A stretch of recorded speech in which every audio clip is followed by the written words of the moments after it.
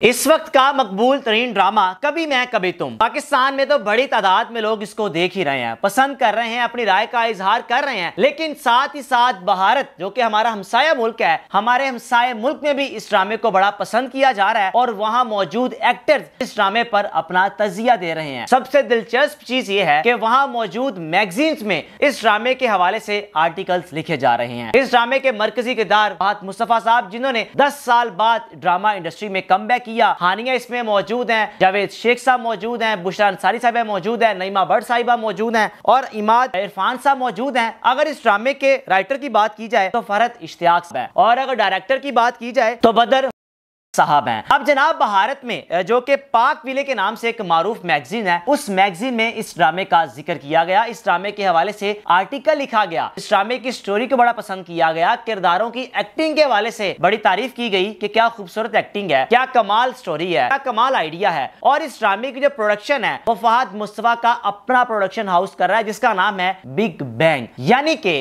फहद मुस्तफा की अपने production house ने इस ड्रामे की सारी जिम्मेदारी ली हुई है। अब इस ड्रामे में स्टोरी है क्या? अब तक इस ड्रामे के 21 एपिसोड जो कि पब्लिश हो चुके हैं। अब उन 21 एपिसोड में बताया क्या गया है? तो बताया ये गया है कि आजकल ज्यादातर घरों में ये होता है कि माँ बाप उस बेटे को ज्यादा सपोर्ट करते हैं या उस बेटे के लिए ज्यादा तारीफों के पुल बांधते हैं जो ज्यादा कमाई करता हो, और जो बेटा कम कमाता हो या कमाता ही ना हो तो उसको हमेशा नफरत की निगाह से देखा जाएगा। अब जनाब फहद मुस्तफा को इसमें निकम्मा दिखाया गया आगाज में। बाद में अब जो 21वें एपिसोड तक तो वो मेहनत कर रहा है और वो महाना अच्छे पैसे भी कमा रहा है, और लड़की हानिया ने जिस तरह उसको तब्दील किया, और इस ड्रामे में जो इमाद इरफान है किस तरह एक अमीर तरीन लड़की से पैसे की वजह से शादी कर लेते हैं, हत्ता कि इससे पहले हानिया के साथ इनका रिश्ता भी तय हो चुका होता है, और ऐन उस वक्त इनकार करते हैं कि जब हानिया की बहन और हानिया इन दोनों की शादी होने वाली होती है। अब हानिया फैसला करती है कि मैंने अपने ख़ानदान की इज़्ज़त किस तरह बचानी है,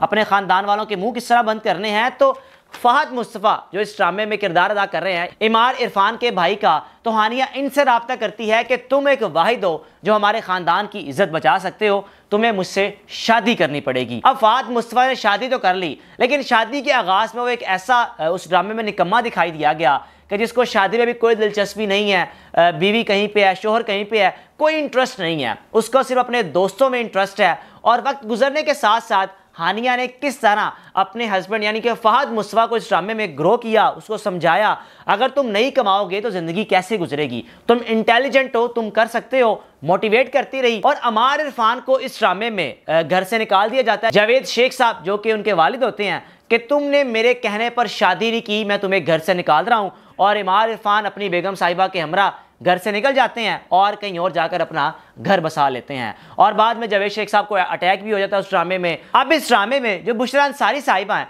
वो एक ऐसी सास का किरदार अदा कर रही हैं जो कि अमूमन पाकिस्तान में बदकिस्मती से ऐसा ही होता है कि सास वाकई कभी मां नहीं बन सकती, और हानिया को किस तरह बुरी नज़र से देखना कि तुम्हारा शोहर कमाता नहीं है और तुम्हें वो खाना मिलेगा जो तुम लोग डिजर्व करते हो, यानी कि सब्जियां।